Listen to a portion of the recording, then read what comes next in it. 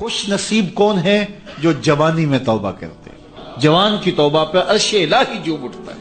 تو خوش نصیب لوگ ہیں جن کو سچی توبہ کی توفیق نصیب ہوتی ہے، اور وہ لوگ جو اپنی زندگیاں یوں ہی بسر کر دیتے ہیں اور راہ مستقیم پہ نہیں آتے، آوارگی میں بسر کر دیتے ہیں، تو پھر منو مٹی تلے چلے گئے لوگ کہانی بھی بھول جاتے ہیں۔ تو قبل اس سے کہ وقت آئے مجھے اور آپ کو اپنی آخرت کے لیے ضرور کوشاں ہونا چاہیے اور سچی توبہ سے اپنی آخرت کی تیاری کرنی چاہیے۔ کل کا پچھتاوا آج کے پچھتاوے سے بہتر ہے۔ کل کا پچھتاوا تو سوائے حسرت دکھ بڑھانے کے اور کیا ہوگا؟ آج کا پچھتاوا زندگی بدل دے گا۔ وقت پر کافی ہے ایک قطرہ بھی آب خوش ہنگام کا، جل گیا جب کھیت برسا می تو پھر کس کام کا۔ ایک روایت میں آتا ہے کہ اہل جنت میں جا کر ایک حسرت ان کے دل میں ہوگی، حالانکہ جنت میں پہنچ کے کوئی حسرتیں نہیں ہوں گی، ہر حسرت پوری ہو جائے گی، لیکن ایک حسرت ان کے دل میں جنت میں پہنچ کر گئی ہو، اور وہ کیا؟ جو چند لمحے خدا کی یاد سے غافل گزارے کیوں گزارے۔ تو خوش نصیب ہیں وہ لوگ جو اپنے لمحات کی قدر کرتے ہیں۔ تو آج موقع ہے، آج فرصت ہے، سورج مغرب سے نہیں چڑھا، توبہ کا دروازہ بند نہیں ہوا، اللہ کی رحمت کے در کھلے ہیں، روزانہ آواز آتی ہے کوئی مجھ سے معافی مانگنے والا میں اس کو معاف کروں، تو اس کے حضور آج حاضر ہو جائیں۔ کل تو آنا ہی ہے، پھر جو کفن میں منہ چھپا چھپا کے آتے پھریں گے، اچھا نہیں ہے کھلے منہ سے چلے جائیں۔ پھر جو لوگ اٹھا کے لے جائیں گے، اچھا نہیں ہے خود اپنے قدموں سے چل کے اس کی دہلیز پہ چلے جائیں۔ وہ ایک مجذوب تھا، فقیر تھا، بازار میں کھڑا رو رہا تھا، کسی نے روک کے پوچھا کیا ماجرا ہوا، کیوں رو رہے ہو، کسی نے تنگ کیا ہے، دکھ دیا ہے، ستایا ہے؟ اس نے کہا کچھ بھی نہیں ہوا، بس ان لوگوں کے رویے نے دکھی کر دیا ہے۔ کہا کیا ہوا؟ کہا میرا یہ ذہن بنا تھا کہ میں ان کی اور رب کی صلح کروا دوں۔ تو کہا پھر کیا ہوا؟ کہا وہ تو مانتا یہ نہیں مانتا، وہ تو کہتا ہے ان کو لے آ میری دہلیز پہ، ایک آنسو سے سارے گناہ معاف کر دوں گا، لیکن ایسے کھوئے ہیں یہ الٹا مجھے بے وقوف کہہ رہے ہیں، یہ مجھے گھور رہے ہیں کہ تم کیا ہمیں بتا رہے ہو۔ اللہ اکبر۔ تو وہ تو مانتا ہے لیکن یہ نہیں مانتے۔ اگلے دن اسی فقیر کو دیکھا گیا کہ وہ قبرستان میں کھڑا رو رہا ہے، تو وہی شخص گزرا تو اس نے رک کے پھر پوچھا بابا قبرستانوں میں بھی روتا ہے اور بازاروں میں بھی روتا ہے، آج کیا مسئلہ ہوا؟ کہا مسئلہ میرا کل والا ہی ہے۔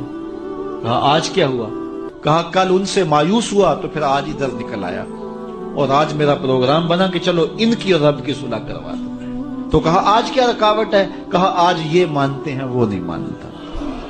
تو قبل اس سے کہ ادھر سے انکار ہو جائے کہ اب وقت بیت گیا، اب تم نے وہ وقت گنوا دیا، ہم نے بڑی مہلت دی تھی تمہیں، ڈوبتا سورج تمہیں روز کوئی پیغام دیتا تھا، اٹھتے ہوئے جنازے تمہیں روز کچھ کہتے تھے، بڑھاپا تمہیں آوازیں دیتا تھا، تم چلتے تو ٹھوکریں لگتی تھی، یہ ٹھوکریں تمہیں کچھ کہتی تھی، لیکن تم نے کسی بات پہ غور نہ کیا، اور لمبی زندگی کی امید پر تم نے مالک کی دہلیز کو چھوڑے رکھا، اب تمہارے لیے کوئی راستہ باقی نہیں بچا۔ تو قبل اس سے کہ وہ وقت آئے کوئی حجت باقی نہ رہے، زندگی کے جو 4 دن مجھے آپ کو میسر ہیں، ہم اللہ کے حضور سچی توبہ کریں۔ توبہ کی شرائط 3 ہیں۔ پہلی شرط یہ ہے کہ جو گناہ کیا ہے اس پر ندامت، دوسرا یہ ہے کہ اس کو ترک کرنے کا پختہ عزم مصمم، اور تیسری چیز یہ ہے کہ آئندہ اس کو کبھی بھی نہیں کروں گا۔ اگر یہ 3 شرطوں کے ساتھ کوئی اللہ کے حضور حاضر ہو جاتا ہے تو وہ سچی توبہ ہے۔ لیکن محض کسی مجلس کے اندر توبہ توبہ پکار اٹھے، جس طرح وہ گاڑی والا ایکسیڈنٹ دیکھتا ہے تو رکتا ہے، 5 لاشیں گری ہوئی ہیں تو وہ ٹیپ بھی بند کر دیتا ہے، سارے بس والے توبہ توبہ پکارنے لگ جاتے ہیں، 1.5 کلومیٹر کے بعد پھر دوبارہ وہ بٹن دبا دیتا ہے، اور پھر وہی گانے اور وہی غلیظ چیزیں، اور پھر معمول کی زندگی۔ ایسی توبہ نہیں ہے۔ توبہ یہ ہے کہ ما قبل کہ جو اعمال ہیں ان سے ندامت پیدا ہو اور ان کو ترک کر دیا جائے، اور آئندہ عزم مصمم رکھا جائے، تو اللہ تعالیٰ جل شانہ سچی توبہ کو قبول کرتا ہے، اور پھر توبہ کرنے والے کے ما قبل کے سارے گناہ مٹا کے نیکیوں میں تبدیل کر دیتا ہے۔ اللہ جل شانہ مجھے بھی آپ کو بھی سچی توبہ کی توفیق سے مالا مال فرمائے، اور زندگی کی ایک ایک ساتھ اپنے دین کے لیے گزارنے کی۔ حضور علیہ السلام نے ارشاد فرمایا میرے دوستوں میں سب سے قابل رشک دوست وہ ہے کہ جس کا سامان دنیا تھوڑا ہے اور نمازیں زیادہ ہیں، اور پھر ارشاد فرمایا جب وہ چلتا ہے تو اس کی طرف اشارے بھی نہیں ہوتے، یعنی وہ اتنا معروف نہیں ہے کہ وہ گزر رہا ہو تو لوگ کہیں یہ فلاں جا رہا ہے فلاں جا رہا ہے۔ اور پھر حضور علیہ السلام نے اپنے ہاتھ سے وَنَقَدَ بِيَدِهِ، حضور نے ایسے چٹکی بجائی اور فرمایا اس کو موت بھی ایسے ہی آئی، موت بھی اس کو ایسے ہی آئی۔ اور پھر حضور نے آگے ارشاد فرمایا قلت بواکی ہے، اس کو رونے والے بھی تھوڑے ہی تھے، بہت زیادہ رونے والے نہیں تھے۔ فرمایا میرے دوستوں میں قابل رشک دوست دیکھنا ہو تو یہ ہے اس کا جنازہ جا رہا۔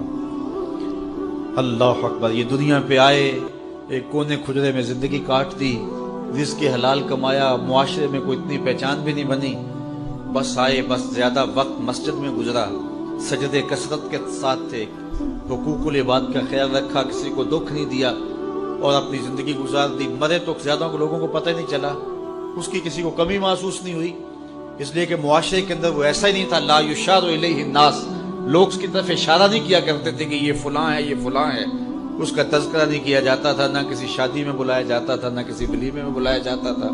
معاشرے میں ایک گمنام زندگی تھی، لیکن سجدے اس کے زیادہ تھے، نمازیں اس کی زیادہ تھی، قلت بواکی ہے، اور زندگی کے بکھیڑے بھی زیادہ نہیں تھے، گیا تو رونے والے بھی بہت ہی تھوڑے تھے۔ تو فرمایا میرے دوستوں میں قابل رشک دوست دیکھنا ہے تو یہ اس کا جنازہ جا رہا ہے۔ چونکہ جتنا وزن تھوڑا ہوگا، جتنا بھار کم ہوگا، اتنا سفر آسان ہوگا۔ تو ہماری زندگی آخرت کے لیے گزرنی چاہیے، اور ہم اتنا بوجھ نہ بنائیں کہ جو ہمارے لیے اٹھانا مشکل ہو جائے۔ تو ہم اپنی ساری زندگی مرتب کریں، منظم کریں، ہم فالح بن جائیں۔ اور قرآن نے فلاح کی منزل بیان کرتے ہوئے پہلی چیز بیان فرمائی سورہ بقرہ میں کہ جس کے پاس ایمان کی دولت ہے، کیونکہ اس دنیا پر سب سے بڑی دولت جو ہمیں دی گئی ہے وہ دولت ایمان ہے، اور آخرت میں سب سے بڑی دولت جو عطا کی جائے گی بندہ مومن کو وہ اللہ کا دیدار ہوگا۔ جو دنیا میں ایمان سے محروم رہا اور آخرت میں دیدار الہی سے محروم رہا وہ حقیقی طور پہ محروم ہے۔ تو میں اور آپ اپنی قسمت پہ بعض اوقات شکوہ بھی کرتے ہیں، حالات کی دکھن اور کڑن بھی ہوتی ہے، اور بڑے مصائب اور آلام ہیں جو ہمیں توڑتے ہیں اور وہ ہمارے خود پیدا کردہ ہوتے ہیں۔ جبکہ ہم جس قدر جن نعمتوں کے میسر نہ ہونے پہ شکوے کرتے ہیں، تو جو نعمتیں میسر ہیں ان کا اگر شکر کرنے کی عادت ڈال لیں تو شکر سے فرصت ہی نہ ملے۔ تو جب شکر سے فرصت نہیں ملے گی تو پھر شکوے کی تلخی تنگ نہیں کرے گی۔ تو اللہ تعالیٰ نے یہ کتنی بڑی دولت دی ہے کہ ہم ایمان کی بہاروں سے مالا مال ہیں، اور یہ میرا اور آپ کا کوئی کمال نہیں ہے، یہ محض اللہ تعالیٰ کی کرم نوازی ہے کہ ہمیں ایسے ماحول میں پیدا کر دیا۔ ہماری ماں بھی حضور کا نام لیتی تھی، ہمارا باپ بھی حضور کا نام لیتا تھا۔ علامہ اقبال کہتے ہیں، تشریف رکھیں، علامہ اقبال کہتے ہیں نام تو از پدرا مختم، حضور میں آپ کا نام اپنے باپ سے سنا ہے، میں نے اپنے باپ سے آپ کا نام سنا ہے۔ تو یہ ہمیں جو نصیب ہو گیا اس پر اللہ کا شکر کریں۔ دیکھیے پی ایچ ڈی ڈاکٹر ہے، کتنی بڑی ڈگری ہے، اتنا بھاری بھرکم علم کا خزانہ، لیکن بت کے آگے ہاتھ جوڑے کھڑا ہے۔ اس کو سمجھ نہیں آ رہی کہ بدن پہ بیٹھی مکھی تو اڑا نہ سکے، میری ضروریات کا کفیل کیسے ہو سکتا ہے، لیکن کھڑا ہوا ہے۔ اور یہاں ان پڑھ ہے، چٹا ان پڑھ جسے کہا جاتے ہیں، لیکن بت کو جو ہے وہ پاؤں بھی نہیں مارتا ہے، وہ اس قابل بھی نہیں ہے، اس لیے کہ اللہ نے اسے مسلمانوں کے گھر میں پیدا کر دیا۔ تو یہ ایمان کی جو دولت ہے یہ ہمارے کسب کا نتیجہ نہیں ہے، یہ ہمارے کسب کا نتیجہ نہیں ہے، یہ اللہ تعالیٰ کے کرم کا فیضان ہے کہ ہمیں ایمان عطا کر دیا گیا۔ تو ساری زندگی بھی ہم اس کا شکر ادا کرتے رہیں تو اس کا شکر ادا نہ ہو، اور ایمان کی جو مٹھاس ہے، یہ دولت ہمیں جو مل گئی ہے، اس کا جو سرور ہے، اس کی جو لذت ہے، ساری زندگی اسی لذت میں گزار دیں کہ اللہ نے ایمان کی دولت نصیب فرمائی۔ باقی جو نہیں ہے، میں کہتا ہوں جو میسر میں نہیں ہے اس کی تلخیاں مٹانی ہوں تو صرف ایک حدیث سے ساری تلخیاں ختم کی جا سکتی ہیں۔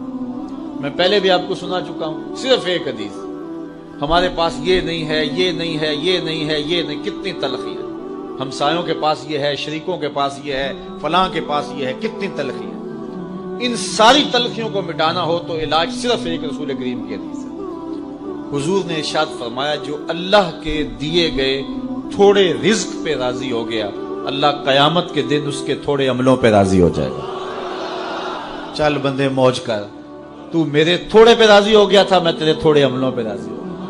اب جتنی بھی محرومیاں ہوں، ساری تلخیوں کو مٹانا ہو تو یہ صرف ایک حدیث ہی کافی ہے، اور زندگی کی جتنی بھی خوشیاں ہوں وہ حاصل کرنی ہو تو یہ تصور ہی کافی ہے کہ میں مسلمان ہوں، میں ایمان والا ہوں۔ بڑے بڑے سائنسدانوں کو اسلام نہ مل سکا، بڑے بڑے جنہوں نے دنیا کو بڑا کچھ دیا اور زمانے پہ ان کا نام ہے، علم و دانش، ان پہ فخر کرتے ہیں، لیکن یہ دولت اسے نہیں دی گئی، اور یہ جو ہے وہ چارہ کاٹنے والے ایک دیہاتی کو مل گئی یہ دولت، تو وہ شکر نہ ادا کرے کہ مالک جو نیوٹن کو نہیں ملا وہ مجھے مل گیا۔